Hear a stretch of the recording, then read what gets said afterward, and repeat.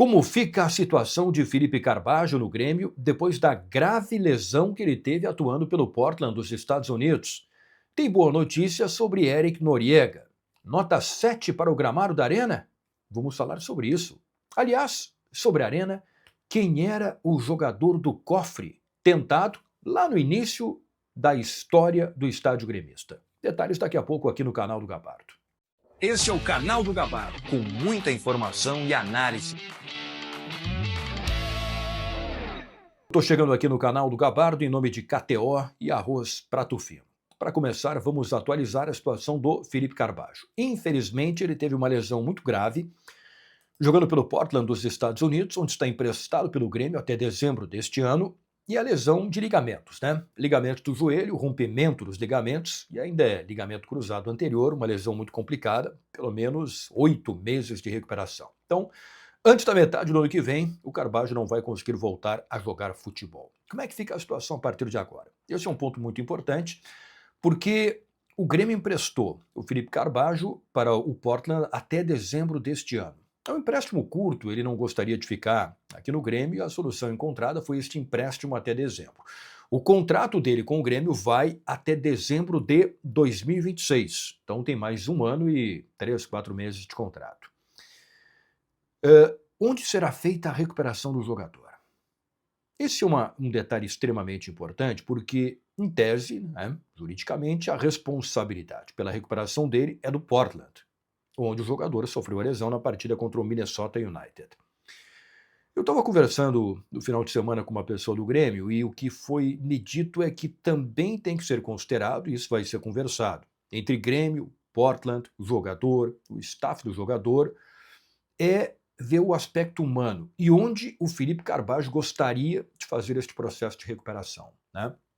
Já vimos em casos anteriores aqui no Grêmio, quando ele teve um problema do pubis que demorou para curar e ele ficou um tempão sem conseguir jogar, teve um determinado momento que ele pediu para ir para o Uruguai. E o Grêmio liberou, né? Para ele ficar perto dos familiares em Montevidéu, e isso ajudou lá no processo de recuperação dele. Então, se ele pedir para fazer a recuperação, por exemplo, no Uruguai, é algo que vai ser levado em conta pelo Grêmio, pelo Portland, respeitando o lado humano, que é extremamente importante num momento tão difícil, tão complicado, né, do jogador com uma lesão tão grave que vai afastar ele por pelo menos 8 meses. Né? Então isso está sendo conversado entre Grêmio, o Portland, o staff do jogador para decidir em conjunto qual é a melhor solução para onde ele fará o processo de recuperação e também como é que vai ficar a situação contratual. Claro que o salário dele, neste momento, tem que ser bancado, pago pelo Portland dos Estados Unidos pela questão contratual, disso não há dúvida nenhuma. Bom, e aí a partir do ano que vem, né, vamos ver como é que fica a situação dele, se ele volta do empréstimo para o Grêmio, se vai ser prorrogado o empréstimo, e aí isso vai ser discutido entre as partes também. Sobre lesão, aí não é uma lesão grave, o que é uma boa notícia para o Grêmio. O problema é que o Eric Noriega, que recém estreou pelo Grêmio naquela boa partida contra o Flamengo no Maracanã, foi para a seleção do Peru no jogo contra o Uruguai em Montevidéu, nas eliminatórias, saiu no final reclamando de um problema na coxa. Se criou assim uma preocupação, né, de que poderia ser uma lesão muscular grave, mas a primeira informação é que não foi. Não teve lesão muscular, apenas um cansaço muscular. E, em princípio, o Noriega não deve ser problema para o jogo do próximo final de semana contra o Mirassol, sábado que vem, na Arena. O jogo da estreia do Arthur. Agora tem o jogo terça-feira da seleção do Peru, em Lima, contra o Paraguai, e aí tem que ver se o Noriega será aproveitado, se já vai estar recuperado ou não. Mas para o próximo final de semana, em princípio, não deve ser problema, e o Noriega deve ter condições de jogo pelo Grêmio. Aliás, sobre este jogo, será possível ver um gramado da Arena ainda melhor. O Marlon Passos, que tem feito um trabalho muito importante, advogado, homem da confiança, né, do Marcelo Marques, o Marlon teve um papel fundamental lá no processo de compra da gestão da Arena, como advogado, né, do Marcelo Marques, e ele tem tido um papel de liderança nessa questão de gestão, operação da Arena em conjunto com a Arena Porto Alegrense, antes de repassar o estádio para o Grêmio no ano que vem. Né? Aliás, o que tudo indica, o Marlon será o CEO do Grêmio também, caso o Marcelo Marques seja efetivamente o presidente do Grêmio. Bom, o Marlon fez uma publicação, né, em uma rede social, no Instagram, colocando ali uma imagem do gramado da Arena, E na legenda tá escrito ali, será que esse gramado já ganha uma nota 7? Vai melhorar mais. Bom, e tem se visto pelo investimento que está sendo feito com as máquinas ligadas praticamente todo o tempo, né? Os iluminadores, os solarizadores ali do gramado, que o gramado da Arena está melhorando, cada vez mais está melhorando, só que é um processo lento, porque era um campo que estava realmente em condições muito ruins, né? E este investimento que está sendo feito está sendo fundamental para melhorar. E, de fato, está se vendo este progresso, né? Então, certamente já está ganhando nota 7 esse gramado da Arena. Contra o Mirassol será possível ver um gramado ainda melhor.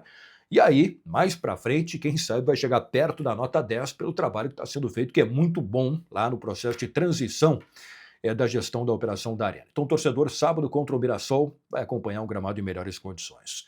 Para fechar, deixa eu falar um pouquinho aqui, falando em Arena, sobre o jogador do cofre que o Grêmio tentou contratar, isso 12 anos atrás, lá no início da história da Arena, na época do presidente Fábio Koff. Vamos ouvir o que o Diego Lugano, que era o jogador do cofre, falou numa entrevista nesse final de semana. Teve um jogo festivo, um jogo beneficente em Rivera. Amigos do Ronaldinho contra amigos do Lugano. E o Lugano ali deu uma entrevista coletiva ao repórter Rafael de Velho, do Grupo RBS. Esteve lá pela Rádio Gaúcha, pelo Jornal Zero Hora, por GZH, participou, conversou com todo mundo lá, com o Lugano, com o Ronaldinho. Vamos ver o que o Lugano falou sobre aquela tentativa que o Grêmio fez em lhe contratar. No, realmente a mí lo que siempre me sorprendió es la similitud cultural de Uruguay. Somos tan parecidos que es increíble que falemos un idioma diferente, ¿no? Pero somos idénticos. Me paso de aquella Libertadores que pierde a final con Inter, ¿no? Que era para servir Libertadores con São Paulo. Y tal vez una sorpresa cuando o Grêmio fue a me procurar en 2014, que fez una encuesta entre la torcida qué jugador querían traer y salió mi nombre, que eu não tenho nada a ver com Grêmio, não tenho nada a ver com o Sur, este jugador de São Paulo, era uruguaio. Então justamente isso demonstra a similitud cultural, né? Como sempre o gaúcho aceitou o uruguaio historicamente e o uruguaio sempre aceita, obviamente, o brasileiro e o gaúcho especialmente. Né? Está aí o Lugano falando sobre o interesse da contratação do Grêmio na época. Né? Era o início da Arena. E o Grêmio queria, e foi chamado o jogador do cofre, um jogador que não vazava, ninguém sabia quem era, e era uma grande contratação que o Grêmio queria fazer. Eu lembro que logo depois eu entrevistei o Rui Costa, hoje no São Paulo, que era diretor executivo do Grêmio na época, né? E ele confirmou que realmente o Grêmio tentou contratar o Lugano. E na entrevista que eu fiz aqui para a Rádio Gaúcha, ele disse o seguinte, o Rui Costa: o Lugano estava dentro de um perfil de identificação que tínhamos com a história do Grêmio pelo que representa em seu país. A ideia era trazer alguém que transcendesse a questão desportiva e que fosse um emblema. Conversei com ele na sua casa no Uruguai um dia inteiro, mas ele jogava no Paris Saint-Germain e o salário era proibitivo. Lugano trouxe ao São Paulo aquilo que imaginávamos trazer ao Grêmio. Colaboraria muito conosco. Foi feita mais de uma conversa, mas naquela época ele tinha um vínculo importante com o Paris Saint-Germain e ficaria muito difícil de fazer esta troca entre Paris Saint-Germain e Grêmio. Então o Grêmio tentou contratar na época o Lugano, que esteve no final de semana neste jogo festivo, empate em 2-2, amigos do Lugano contra amigos do Ronaldinho. Aliás, vamos ver como é que foi o gol do Ronaldinho, gravado pelo Rafael de Velho, lá no estádio Atílio Paiva, em Rivera. Dali ele já fez pelo menos 250 gols. O árbitro autorizou, Ronaldinho correu, bateu.